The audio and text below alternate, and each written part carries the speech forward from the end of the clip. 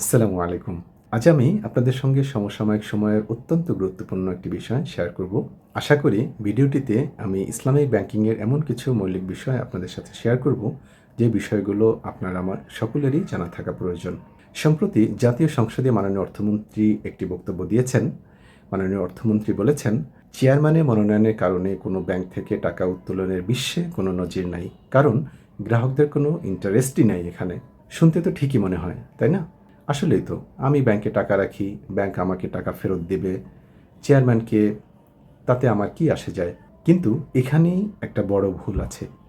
এই কথাটা সাধারণ ব্যাংকের জন্য হয়তো খাটে, কিন্তু ইসলামিক ব্যাংকের জন্য খাটে না। কারণ কনভেনশনাল ব্যাংকিং আর ইসলামিক ব্যাংকিংয়ের মধ্যে একটি অত্যন্ত গুরুত্বপূর্ণ কাঠামোগত পার্থক্য আছে, যা সম্ভবত মাননীয় অর্থমন্ত্রীর বক্তব্যে বা তার বিবেচনায় আসেনি। আর এই পার্থক্যটি না বুঝলে ইসলামিক ব্যাংকের গ্রাহকদের আচরণকে সঠিকভাবে মূল্যায়ন করা কখনোই সম্ভব নয়। মনে রাখবেন, বর্তমানে দেশের মোট ব্যাংকিং, আমানত, বিনিয়োগ এবং অত্যন্ত গুরুত্বপূর্ণ সূচকের প্রায় 1/4 ইসলামিক ব্যাংকিং খাতের আওতায়। সুতরাং এই ব্যাংকিং খাতটিকে বা ইসলামিক ব্যাংকিং খাতটিকে অবজ্ঞা করারও এখন আর কোনো সুযোগ নেই। তাই আমি মনে করি, রাষ্ট্রের অর্থমন্ত্রী হিসাবে ইসলামিক ব্যাংকিংয়ের মৌলিক বিষয়গুলো মাননীয় অর্থমন্ত্রী জানা থাকলে খুবই ভালো হতো। সেই মৌলিক বিষয়টি আজ একটু বিস্তারিত আলোচনা করব। আশা করি মনোযোগ দিয়ে দেখবেন। একটি ছোট্ট গল্প দিয়ে শুরু করি। ধরুন, আপনার এক বন্ধুর একটি ব্যবসা প্রতিষ্ঠান আছে, নাম এবিসি কোম্পানি। কোম্পানিটির ব্যবসা খুবই ভালো। এটি দেখেই আপনি কোম্পানিতে 1 লাখ টাকা বিনিয়োগ করলেন আর বললেন, ব্যবসা চালাবে তুমি, লাভ হলে চুক্তি অনুযায়ী আমরা দুজনে ভাগ করে নেব, আর ব্যবসায় লোকসান হলে সেই লোকসান যাবে আমার মূলধন থেকে। তবে তোমার দোষে লোকসান হলে দায় তোমার। এই শর্তেই ব্যবসা শুরু হয়ে গেল। এই সহজ গল্পটা মনে রাখুন, কারণ আজকের পুরো ভিডিওটা এই গল্পের উপরেই দাঁড়িয়ে। এবারে আসি মূল আলোচনায়। আমাদের দেশে 2 ধরনের ব্যাংক আছে, আর এই 2 ধরনের ব্যাংকের সঙ্গে গ্রাহকের সম্পর্ক 2 রকম: ইসলামী ব্যাংক ও সাধারণ ব্যাংক। প্রথমে বুঝি সাধারণ ব্যাংকে কি হয়। সাধারণ ব্যাংকে আপনি টাকা রাখলেন মানে আপনি ব্যাংকে টাকা ধার দিলেন। ব্যাংক আপনাকে বলে দিল, বছরে আপনি এত শতাংশ সুদ পাবেন এবং আপনার মূল টাকা ফেরত পাবেন। ব্যাংকের লাভ হোক লস হোক, আপনার সুদ ঠিক থাকবে, আপনার মূল টাকাও ঠিক থাকবে। অর্থাৎ আপনি হলেন পাওনাদার, ব্যাংক হলো দেনাদার। ব্যাস, আপনাদের মাঝে সম্পর্ক এতটুকুই। এবার আসি ইসলামিক ব্যাংকে।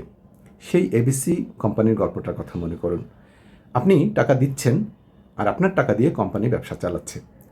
ইসলামী ব্যাংকে আপনি যখন সেভিংস অ্যাকাউন্ট বা ডিপোজিট খোলেন, তখন বেশিরভাগ ক্ষেত্রে আপনি যে চুক্তিতে সই করেন তার নাম হলো মুদারাবা চুক্তি।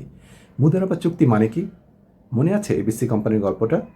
মুদারাবা মানে ঠিক সেটাই। আপনি টাকা দিলেন, আপনি হলেন মালিক। ইসলামিক ব্যাংকিংয়ের ভাষায় বলে সহিবুল মাল, মানে মূলধনের মালিক।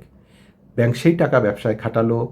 ব্যাংক হলো মুদারিব, মানে ব্যবসার ব্যবস্থাপক, ঠিক যেমন এবিসি কোম্পানি। অর্থাৎ ইসলামিক ব্যাংকে আপনি শুধু টাকাই জমা রাখেননি, বরঞ্চ আপনি সেখানে টাকা বিনিয়োগও করেছেন, কারণ আপনি ওই ব্যবসার অংশীদার। দেখুন, ইসলামী ব্যাংকসমূহের সেভিংস অ্যাকাউন্টসমূহের চুক্তিতে কি লেখা থাকে? লেখা থাকে ক, এখানে হিসাবধারী গ্রাহক হচ্ছে সাহিব আল মাল, অর্থের মালিক, আর ব্যাংক হচ্ছে মুদারিক বা কারবার সংগঠক। খ, ইসলামী শরিয়ার বর্ণিত নীতিমালার ভিত্তিতে ব্যাংকে এই অর্থ জমা গ্রহণ করে এবং জমাকৃত অর্থ শুধুমাত্র ইসলামী শরিয়া সম্মতভাবে বিনিয়োগ করে।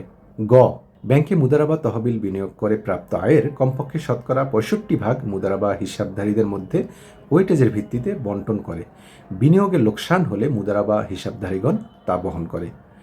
ঘ, এছাড়া ইসলামী শরিয়া বর্ণিত মুদারাবা চুক্তির অন্যান্য শর্তাবলী প্রযোজ্য হবে। এখানে বিনিয়োগে লোকসান হলে মুদারাবা হিসাবধারীগণ তা বহন করবে। এই অংশটি গুরুত্বপূর্ণ, মানে ব্যাংকের গ্রাহকগণ বহন করবে। এবার সবচেয়ে গুরুত্বপূর্ণ কথাটা বলি, মনোযোগ দিয়ে শুনুন। এবিসি কোম্পানির গল্পে ফিরে যাই। এবিসি কোম্পানির সততার সঙ্গে ব্যবসা করলো, কিন্তু বাজার খারাপ, ব্যবসায় লস হলো। এখন এই লসটা কার? ইসলামী নিয়ম অনুযায়ী বা ইসলাম ব্যাংকিংয়ের নিয়ম অনুযায়ী এই লস আপনার বা গ্রাহকের, কারণ মূলধনটা আপনার। কোম্পানি শুধু খাটলো বা তার পরিশ্রম যেটা হলো সেটাই তার লস হলো। কিন্তু যদি এবিসি কোম্পানি চুরি করে, অবহেলা করে, আপনার টাকা নিয়ে নয়ছয় করে, তাহলে তাহলে সেই ক্ষতির দায় এবিসি কোম্পানির। কোম্পানি কি সেই টাকা ফেরত দিতে হবে, সেই ক্ষেত্রে গ্রাহক বহন করবে না। ইসলামী ব্যাংকের মুদারাবা অ্যাকাউন্টের নিয়মও হুবহু একই। ব্যাংক যদি সৎভাবে ব্যবসা করে আর তাতে লস হয়, সেই লসের ঝুঁকি নিয়ম অনুযায়ী আমানতকারী বা গ্রাহকের বা আপনার। আর ব্যাংকের নিজের দোষে, অবহেলায় বা অনিয়মে যদি লস হয়, তাহলে সেই দায় বা লস হলো ব্যাংকের। এটা আমার বানানো কোনো কথা নাই, এটাই হলো মুদারাবার মূল নিয়ম। আর প্রতিটি মুদারাবা অ্যাকাউন্টের চুক্তিপত্রে এই কথাই লেখা থাকে। আমরা সই করার সময় হয়তো পড়ি না, কিন্তু এটাই লেখা থাকে। এখন ভাবুন, বাংলাদেশি ইসলাম ব্যাংকগুলোতে কত টাকা এই মুদারাবা নিয়মে রাখা আছে। দেশের প্রতিটি 100 টাকা আমানতের মধ্যে 80 থেকে 90 টাকাই মুদারাবা অ্যাকাউন্টে রাখা আছে ইসলামী ব্যাংক সমূহে। এটা কোনো অনুমান নয়, ব্যাংকগুলো 2025 সালে সর্বশেষ প্রকাশিত রিপোর্ট অনুসারে এই তথ্যগুলো পাওয়া গেছে। সেখানে দেখুন, ইসলামিয়া বাংলাদেশ পিএলসি এর প্রতিটি 100 টাকার প্রায় 90 টাকা মুদারাবা চুক্তির ভিত্তিতে ডিপোজিট গ্রহণ করা হয়েছে বা গ্রাহকগণ জমা দিয়েছেন। আল আরাফা ইসলামী ব্যাংকের ক্ষেত্রে সেটা কেমন? আল আরাফা ইসলামী ব্যাংকিংয়ের ক্ষেত্রে সেখানে পরিমাণটি হলো প্রতি 100 টাকায় 88 টাকা মুদারাবা ভিত্তিতে জমা রাখা হয়েছে। আর শাহজালাল ইসলামী ব্যাংকে প্রতি 100 টাকায় 81 টাকাই মুদারাবা চুক্তিতে বা মুদারাবা ভিত্তিতে গ্রাহকগণ ডিপোজিট করেছেন বা জমা করেছেন। আর বাকি যে ছোট্ট একটি অংশ আছে 20 থেকে 10%, এটি মূলত আলোয়াদিয়া চুক্তিতে রাখা হয় বা সেটি মূলত চলতি অ্যাকাউন্টসমূহ বা কারেন্ট অ্যাকাউন্টসমূহের জন্য প্রযোজ্য। তাহলে মানে কি দাঁড়ালো? মানে দাঁড়ালো, ইসলাম ব্যাংকের প্রায় সব গ্রাহকই আসলে শুধু আমানতকারী নন, তারা প্রত্যেকে এক একজন বিনিয়োগকারী, ঠিক আপনি যেমন এবিসি কোম্পানির একজন বিনিয়োগকারী। তবে বিষয়টি শুধু ক্ষতির ঝুঁকির মধ্যেই সীমাবদ্ধ নয়, এটিও আমাদেরকে মনে রাখতে হবে। মুদ্রাবাদ চুক্তির আরেকটি দিক হচ্ছে, ব্যাংক যদি ভালোভাবে পরিচালিত হয়, দক্ষ এবং সৎ ব্যবস্থাপনায় বেশি মুনাফা অর্জন করে, তাহলে সেই মুনাফার অংশীদারও হন গ্রাহকরা। অর্থাৎ একজন মুদারাবা অ্যাকাউন্টধারীর স্বার্থ সরাসরি নির্ভর করে ব্যাংকের ব্যবস্থাপনার মান, পরিচালনা পর্ষদের সিদ্ধান্ত, সুশাসন এবং ব্যবসায়িক দক্ষতার উপরে। ব্যাংক ভালো চললে গ্রাহক লাভবান, ব্যাংক খারাপভাবে পরিচালিত হলে গ্রাহকগণ ক্ষতিগ্রস্ত, গ্রাহকের পকেট থেকেই টাকা যাবে। ফলে একজন মুদারাবা গ্রাহক সাধারণ আমানতকারীর মতো নন। অর্থাৎ সাধারণ কনভেনশনাল ব্যাংকিং বা সুদভিত্তিক যে ব্যাংকগুলো আছে, সেই ব্যাংকের যে গ্রাহক যারা, তাদের মতো নন। তিনি এক অর্থে ব্যাংকের ব্যবসায়িক ফলাফলের অংশীদার বা ব্যবসায়িক কারবারের অংশীদার। এই কারণেই ব্যাংকের ব্যবস্থাপনা কার হাতে, ব্যাংকটি কতটা সুশাসনে চলছে, কারা গুরুত্বপূর্ণ সিদ্ধান্ত নিচ্ছেন, এসব বিষয় গ্রাহকদের কাছে অত্যন্ত গুরুত্বপূর্ণ হয়ে ওঠে। কারণ এসব সিদ্ধান্তের প্রভাব শেষ পর্যন্ত পড়ে তাদের নিজেদের টাকার উপরেই। এবার মিলিয়ে দেখুন, এবিসি কোম্পানির গল্পে আপনি কি চুপ করে বসে থাকবেন? যখন শুনবেন একজন বিতর্কিত ব্যক্তি বা একজন দুর্নীতিগ্রস্ত ব্যক্তি, যার বিরুদ্ধে দুর্নীতির অভিযোগ আছে বা দুর্নীতির প্রমাণ আছে, এমন একজন ব্যক্তিকে আপনার সেই প্রতিষ্ঠানে দায়িত্ব দেওয়া হচ্ছে, তখন আপনি কি চুপ করে থাকবেন? অবশ্যই থাকবেন না। আপনি প্রশ্ন করবেন, খোঁজ নেবেন, দরকার হলে জোর গলায় কথাও বলবেন। কারণ ব্যবসা ভালো চললে লাভ আপনার, ব্যবসা খারাপ চললে লস আপনারই। ইসলামী ব্যাংকের গ্রাহকদের অবস্থানও ঠিক তাই।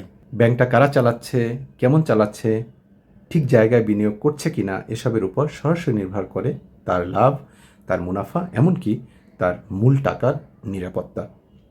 তাই ইসলামী ব্যাংকের গ্রাহকরা যদি ব্যাংকের নেতৃত্ব বা পরিচালনা নিয়ে উদ্বেগ জানান, প্রশ্ন তোলেন, কণ্ঠস্বর প্রকাশ করেন, এটা মোটেও অস্বাভাবিক নয়, বরং এটাই স্বাভাবিক, এটাই যৌক্তিক। একজন বিনিয়োগকারীর কাছ থেকে এটাই প্রত্যাশিত। প্রচলিত সুদভিত্তিক ব্যাংকের সাধারণ আমানতকারীগণের আচরণের সঙ্গে তুলনা করলে এই চিত্রটা বোঝা যায় না। কারণ মুদারাবা কাঠামোর গ্রাহক ও ব্যাংকের সম্পর্ক অনেক বেশি গভীর, অনেক বেশি অংশীদারিত্বমূলক এবং স্বার্থ সংশ্লিষ্ট। মাননীয় অর্থমন্ত্রীর বক্তব্যের ভুলটা ঠিক এখানেই। তিনি ইসলামিক ব্যাংকের গ্রাহককে মেপেছেন সাধারণ ব্যাংকের গ্রাহকদের ফিতা দিয়ে, অথচ দুটো সম্পর্ক একেবারেই আলাদা। একজন ব্যাংকে টাকা ধার দেয়, আরেকজন ব্যাংকের সঙ্গে ব্যবসার অংশীদার হন। আর যে দেশের ব্যাংকে রাখা প্রতিটি 4 টাকার 1 টাকাই ইসলামী ব্যাংকে, সেই দেশের নীতি নির্ধারকদের এই পার্থক্যটা জানা শুধু ভালো নয়, অত্যন্ত জরুরি। স্পষ্ট করে বলে রাখি, আমি কোনো রাজনীতির কথা বলছি না, কাউকে ছোটও করছি না, ইসলামী ব্যাংক ভালো বা খারাপ সেই বিতর্কেও যাচ্ছি না। বরং এই লাভ লস ভাগাভাগি ইসলামী ব্যাংকিংয়ের সৌন্দর্য, এবং এটি সুদভিত্তিক ব্যবস্থা থেকে এই ব্যাংকিং ব্যবস্থাকে আলাদা করেছে। আমি শুধু এই সহজ সত্যটুকুই সকলকে মনে করে দিতে চাচ্ছি। ইসলামী ব্যাংকে আপনার টাকা মানে শুধু জমা টাকা নয়, সেটা আপনার বিনিয়োগও বটে। আর তাই 3টি কথা মনে রাখুন। 1, অ্যাকাউন্ট খোলার সময় চুক্তিটি পড়ুন, জানুন আপনি কিসের সই করছেন। 2, আপনার ব্যাংক কেমন চলছে খোঁজ রাখুন, কারা চালাচ্ছে খোঁজ রাখুন। 3, ব্যাংকের সুশাসন নিয়ে প্রশ্ন তোলা আপনার অধিকার। কেউ যদি বলে গ্রাহকের এসব নিয়ে কথা বলার কি আছে, তাকে বিষয়টি বুঝিয়ে বলুন। যে ব্যক্তি লাভের অংশীদার, ঝুঁকির অংশীদার, তার পক্ষে ব্যবস্থাপনা সম্পর্কে মতামত দেওয়া বা উদ্বেগ প্রকাশ করা অস্বাভাবিক নয়, বরং সেটি স্বাভাবিক, যৌক্তিক এবং মুদারাবা চুক্তির প্রকৃত স্পিরিট এটাই।